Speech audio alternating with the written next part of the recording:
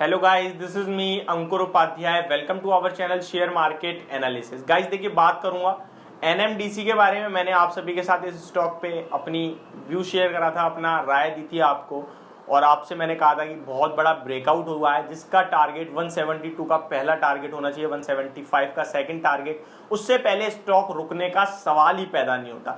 वैसे तो आज मार्केट में तेजी बन गई, जिसके चलते स्टॉक में आपको तेजी देखने को मिली है। अगर तेजी नहीं भी बनी होती तो मुझे लगता है स्टॉक पे कोई फर्क नहीं पड़ता। ये स्टॉक अपनी धुन में जा रहा है और ऊपर आपको इन लेवल्स पे आता हुआ दिखना ही था। मैं आपको रीजन दूंगा क्यों दिखना था, यहां से भी कितनी तेजी बनेगी इस स्टॉक में। अगर आपके पास पोजीशन है तो मैं आपसे बता रहा हूं, प्रॉफिट बुक करने की जल्दबाजी मत करना। मैक्सिमम टाइम यही होता है कि हम खरीदना तो जानते हैं कि कौन से लेवल पे खरीदना चाहिए, लेकिन हमें बेचने का नहीं पता। क्यों? क्योंकि ऊपर आता है तो हमारे मन में लालच आता है, यार और ऊपर आएगा और ऊपर आएगा। इसी होप में स्टॉक एकदम धड़ाम हो जाता है। धड़ाम नहीं होता तो फॉर एग्जांपल आपने 170 का लेवल देख लिया, 168 पे भी आ जाएगा ना तो आपको 170 आ जाए मैं बेच दूंगा, इस होप में बैठे रहते हो क्योंकि आपने वो लेवल देख लिया। तो सबसे ज्यादा जरूरी जो है वो खरीदने से भी ज्यादा जरूरी होता है बेचना। बेचना कहाँ है? आपने तो खरीदते समय ही आप अपना माइंड सेट कर लीजिए। देखिए, मैंने आपको कल 167 166 के अराउंड जब क्लोजिंग थी, डायरेक्ट कहा था 172 का टारगेट होना चाहिए भाई, फर्स्ट टारगेट। अभी बेचना चाहिए? बिल्कुल नहीं, क्योंकि अभी 172 आया ही नहीं, सेकंड टारगेट 175 का है। अब आपको मैं इस स्टॉक के बारे में और डिटेल्स दूंगा। मैंने आप सभी के साथ कुछ इसके बैलेंस शीट और फाइनेंशियल भी शेयर करे थे। कंपनी की तरफ से जो अनाउंसमेंट आई थी वो भी शेयर करी थी।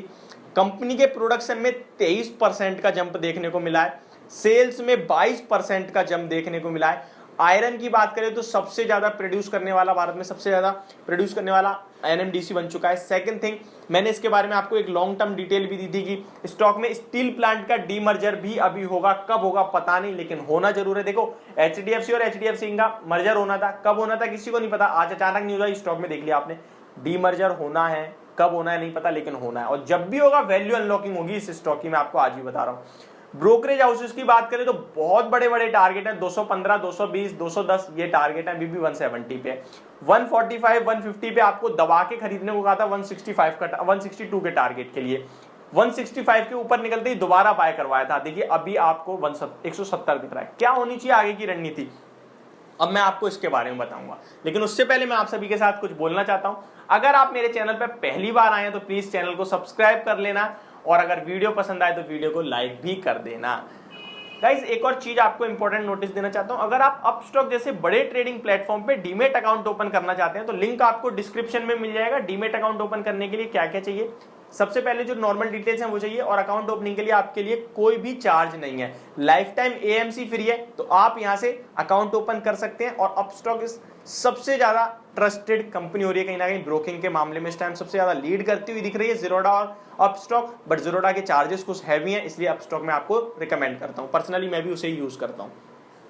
ठीक है, आप मेरे साथ भी जुड़ सकते हैं, किसी स्टॉक से रिलेटेड बात करनी है वो भी कर सकते हैं। कैसे कर सकते हैं, तो उसके लिए आप मेरी इंस्टाग्राम आईडी हैंडल पे आके मुझसे बात कर सकते हैं। इंस्टाग्राम आईडी हैंडल का लिंक डिस्क्रिप्शन में आपको मिल जाएगा।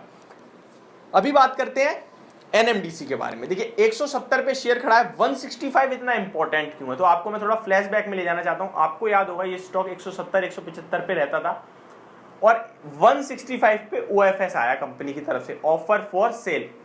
और जब तक स्टॉक ने 165 के ऊपर रहा तो कहीं ना कहीं 180 185 पे रेजिस्टेंस फेस करा और 170 के पास घूमता रहा, लेकिन स्टॉक ने ब्रेक करा 165 और स्टॉक आया 140 पे। और उसके बाद फर्स्ट टाइम कल 165 ब्रेक हुआ है, और ये रुकने वाला नहीं है।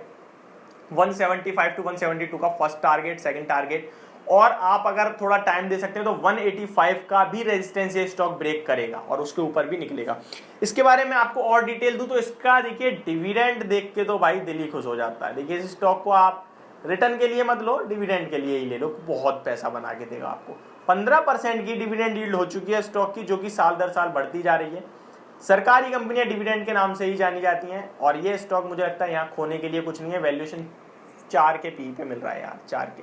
सारे मेटल स्टॉक्स ही हालांकि पी के हिसाब से देखो 4-5 पे मिलते हैं, लेकिन ये स्टॉक आयरन ओर वाला 4 के पी पे मिल रहा है। मुझे लगता है बहुत सस्ता है।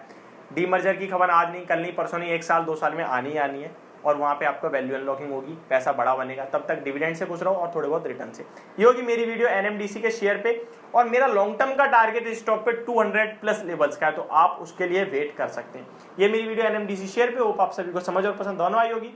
Thank you so much for watching this video. Have a great day guys.